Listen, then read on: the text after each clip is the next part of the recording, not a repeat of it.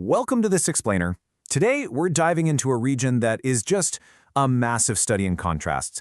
We're going to unpack the true dual nature of the Indian state of Uttarakhand.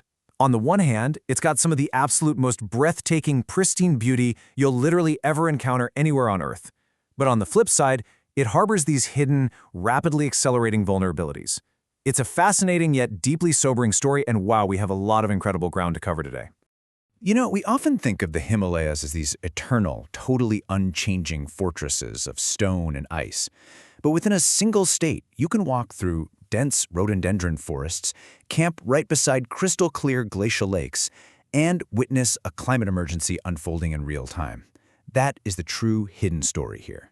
Right behind that postcard-perfect scenery, a very real, extremely urgent climate crisis is playing out right before our eyes.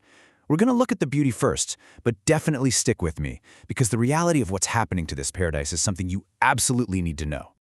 Okay, let's dive into this. Section 1, the Himalayan Trekking Paradise.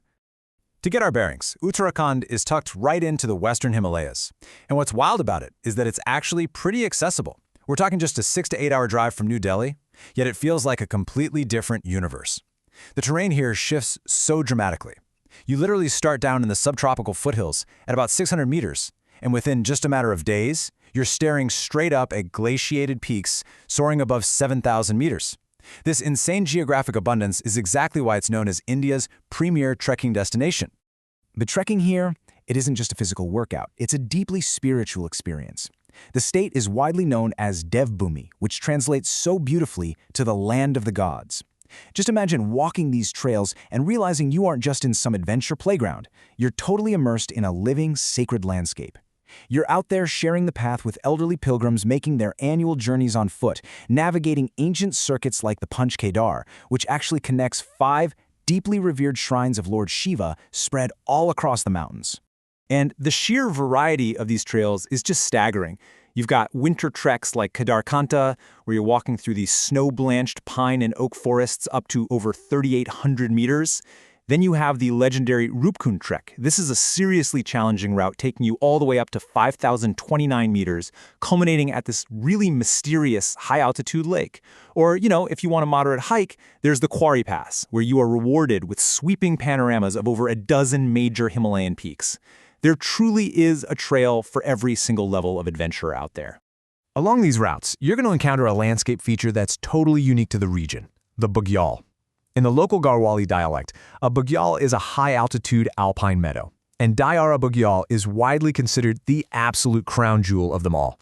If you visit in the summer, this vast treeless expanse is just a blanket of vibrant wildflowers. Then, come autumn, the grass turns this brilliant golden hue beneath crystal-clear blue skies. It creates this profound, almost unbelievable sense of openness and freedom.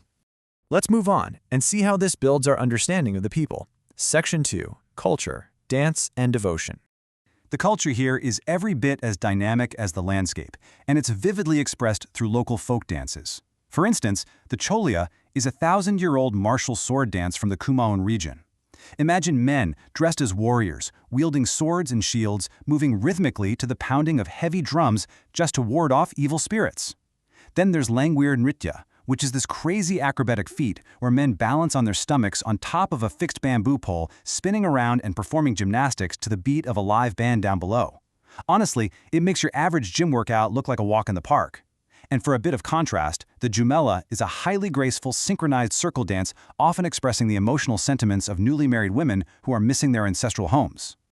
But the performance that truly blurs the line between dance and religion is the Jagar. This is a profound folk shamanism ritual. And wow, the atmosphere here is intense. A singer, or Jagaria, uses this hypnotic drumming to actually induce a trance in a medium. The whole goal is to summon local gods, ancestors, or spirits to seek divine intervention or justice. It is just a raw, incredibly powerful expression of mountain spirituality, complete with chanting and heavy drum rhythms that can honestly send even the viewer into a trance. Let's shift gears a bit. Section 3, the flavors of Garhwal. The food in the Garhwal region is incredibly distinct, deeply shaped by this rugged environment. Take chinsu, for example, a deeply traditional dish made from roasted and ground black gram dal. The smell of that roasting dal, it's just quintessential mountain comfort. Or consider thekwani, a totally unique curry where the ingredients are literally crushed with a mortar and pestle rather than sliced up. It releases entirely different flavor profiles. And you definitely can't miss dopti, which is this super hearty mix of leafy greens and chickpea flour. So the crucial point here is that Bahati food is not about overwhelming heat or throwing in a dozen complex spices. It relies on minimal, essential flavors. It's heavily protein-rich, utilizing highly nutritious local millets, lentils, and locally sourced ingredients.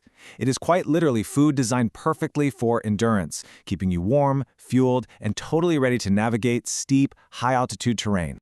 And now, we reach a critical turning point. Section 4, the climate change crisis. We've seen the beauty, we've explored the culture, and we've tasted the sustaining food, but this majestic way of life is under an existential threat.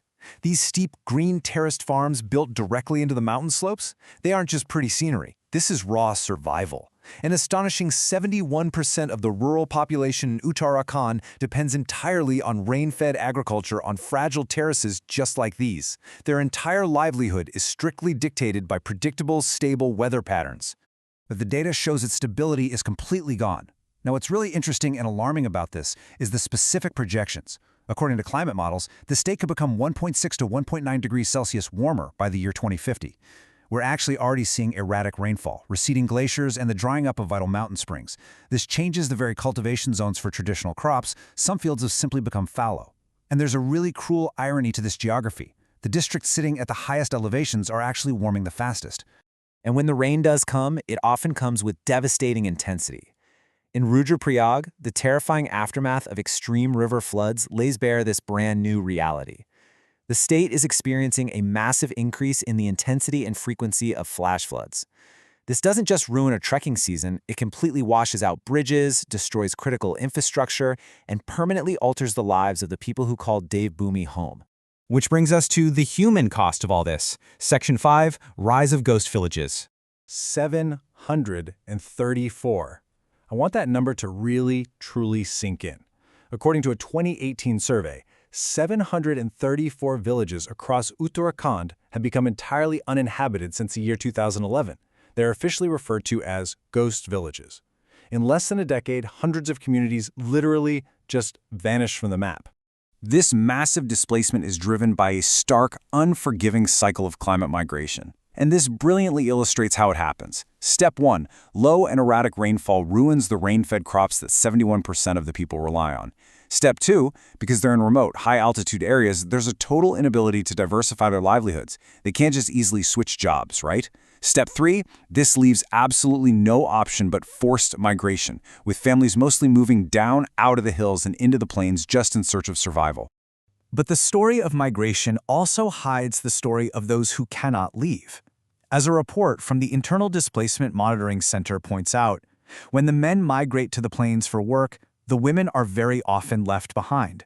They're left with this immense burden of managing the failing farms, running the households, and directly facing the harsh impacts of climate extremes completely on their own. It takes an already vulnerable population and compounds their hardship significantly. The future implications here are vast. We are looking at sustained depopulation in these historic hill districts, and with the people goes the cultural heritage, those incredible dances, that deep traditional agricultural knowledge. We're facing increasing water stress and an urgent, desperate need for policymakers to create alternative livelihoods. As travelers and global citizens, this really requires us to deeply consider the footprint of our adventures and recognize that a changing climate is a universal threat to the planet's most fragile, precious ecosystems. Which leaves us with this final, provocative thought to ponder. Uttarakhand is a paradise, right? A land of ancient spirituality and unparalleled natural beauty. But as the climate literally forces its stewards down into the plains, we have to ask, if the land of the gods loses its people, who will be left to keep its stories alive? Thank you so much for joining me for this explainer. Keep learning, keep questioning, and I'll catch you next time.